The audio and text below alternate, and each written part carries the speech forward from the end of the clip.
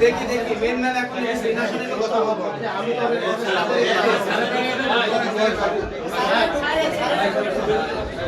তো দরকার নেই সীমিত সীমিত এই সীমিত সবাই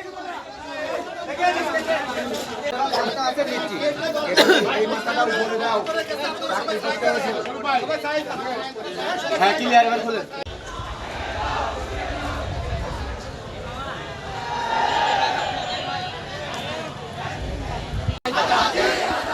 একটু পরে সামনে এটা না এই হামলাটা আজকে ছাত্রদল যুবদল বিএনপি এবং পুলিশ এই চারটা বাহিনী একসাথে সন্ত্রাসী বাহিনী হামলাটা করেছে। আগে আমরা দেখতাম ছাত্রলীগ যুবলীগ আওয়ামী লীগ পুলিশ হলে আমাদের উপরে হামলা করতো।